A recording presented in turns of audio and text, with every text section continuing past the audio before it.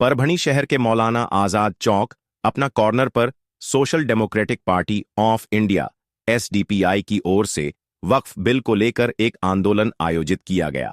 13 फरवरी 2025 को दोपहर 3 बजे के आसपास इस आंदोलन का आयोजन किया गया, जिसमें वक्फ बिल संशोधन की कॉपी को फाड़कर जलाया गया और इसका विरोध किया गया। इस वीडियो में आप देख सकते हैं कि एसडीपीआई के पदाधिकारी और कार्यकर्ता वक्फ बिल संशोधन की कॉपी को जलाते हुए विरोध प्रदर्शन कर रहे हैं।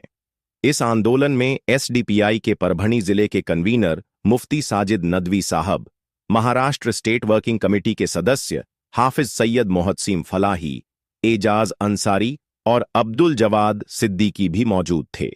इसके अलावा भारी संख्या में कार्यकर्ता भी इस आंदोलन में शामिल थे। उन्होंने वक्फ बिल संशोधन की कड़ी निंदा की और कहा कि यह आंदोलन की शुरुआत है। अगर इस बिल को वापस नहीं लिया गया तो आने वाले समय में और भी बड़े आंदोलन किए जाएंगे। आइए अब जानते हैं कि एसडीपीआई के पदाधिकारियों ने इस मुद्दे पर क्या प्रतिक्रिया दी है। पागल नहीं है हम, यहाँ जिंदगी गुजारी है हमने, हमारे आबा व अजदाद ने खून के जानों की नजराने पेश किए और ये बिल लाकर हम परेशान करना चाहते हैं। हम हर किसी बिल को बर्दाश्त नहीं करेंगे, हम इसको रिजेक्ट करते हैं। नहीं मानते वक्त बिल को नहीं मानते, नहीं मानते वक्त बिल को नहीं मानते, वक्त बिल को नहीं मानते। वापस लो वक्त बिल वापस लो, वापस लो वक्त बिल वापस लो, वक्त बिल वापस लो। जिंदाबाद जिंदाबाद जिंदाबाद जिंदाबाद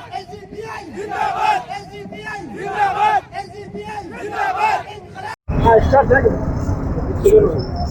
बिस्मिल्लाहिर्रहमानिर्रहीम नहमदुहु व नसल्ली अला रसूलिहिल करीम अम्मा बाद। आज 13 फरवरी 2025 को राज्यसभा के अंदर बिल पेश किया गया, जो बिल वक्फ अमेंडमेंट बिल के नाम से कहलाया जाता है। वक्फ अमेंडमेंट बिल 2024 इसके नाम से जो बिल पास किया गया, हम सब जानते हैं कि इसके लिए इस मुल्क के अंदर हमारे उलमा कराम ने कितनी मेहनतें की। हर जगह जा कर बेदारी मुहिम चलाई और उसके अंदर लोगों को बताया कि वक्फ बिल असल है क्या।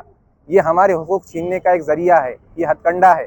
और साफ अल्फाज में कहूँ और शॉर्टली अगर मैं कहूँ तो ये डाका जनी का एक ज़रिया है, जो हमारी जायदाद के अंदर डाका जनी की जा रही है। हमारे माँ बाप ने, हमारे आबा व अजदाद ने हमें ये जायदाद वक्फ की है। इसमें गवर्नमेंट मुदाखलत करके करना क्या चाहती है और इसका मकसद क्या था? ये पुरानी तारीख़ है हमारी। हमारे आबा व अजदाद ने गरीबों के लिए, यतीमों के लिए, मसाकिन के लिए, बेवाओं के लिए, उनको माशी और फाइनेंशियली मजबूत होने के लिए ये जायदाद वक्फ की है। और इसके अंदर मुसलमानों ने अपना अच्छा किरदार निभाया और निभाते आ रहे हैं।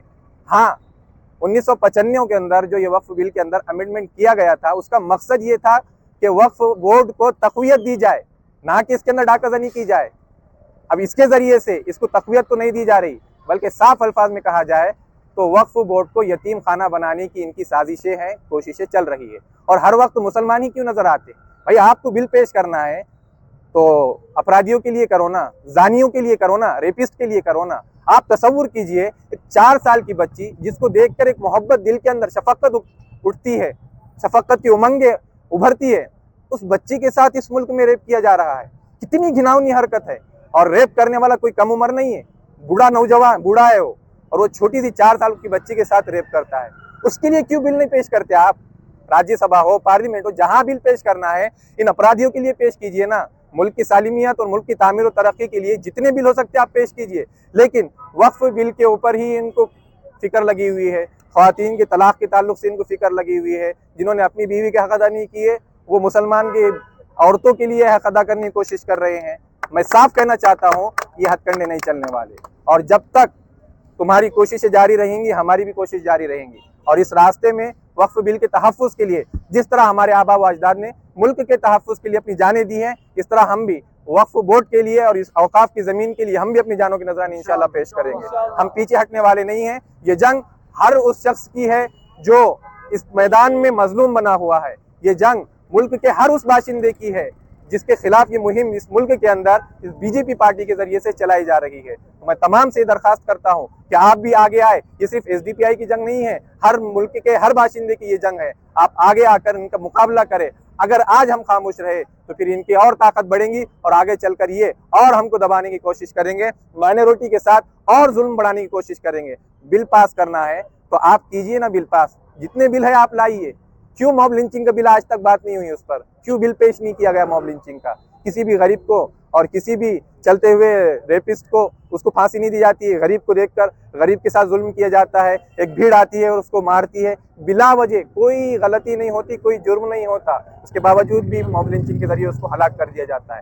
ये सब मुल्क को खराब करने की, तखरीबकारी की ये अलामतें हैं और ये मुल्क के अंदर हो रहा है। इसलिए ये जंग इंशाअल्लाह एसडीपीआई की तरफ से बीजेपी के खिलाफ हो या जालिम हुकूमत जो भी हो उसके खिलाफ इंशाअल्लाह जारी रहेंगी। और जब तक ये बिल वापस नहीं लिया जाएगा इंशाअल्लाह हम मैदान अमल में मुकाबला करते रहेंगे, चाहे इस रास्ते में हमें अपनी जानों की नज़रानी क्यों ना पेश करना पड़े।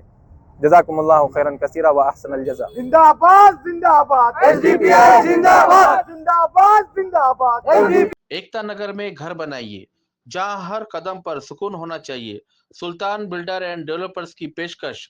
एकता नगर परभनी शहर के धार रोड स्थित भीमा कोरेगांव नगर के नजदीक। एकता नगर में सर्वे नंबर 241/3 में प्लॉटिंग की शुरुआत की गई है। यहां एडवांस बुकिंग की भी शुरू हो चुकी है। इस प्लॉटिंग में नालियों और सड़कों का काम बहुत अच्छे तरीके से किया गया है, जिसे आप इस वीडियो में देख सकते हैं। यहाँ की नालियां, सड़कें और सामने की आबादी में बने हुए घर भी साफ साफ दिखाई दे रहे हैं।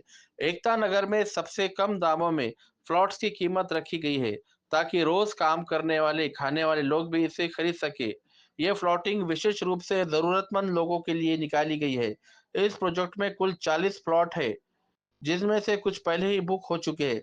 जल्द से जल्द अपनी बुकिंग कराएं ताकि ये मौका आपसे छूट न जाए। प्लॉट बुकिंग के लिए और अधिक जानकारी के लिए आप इस नंबर पे कॉल कर सकते हैं।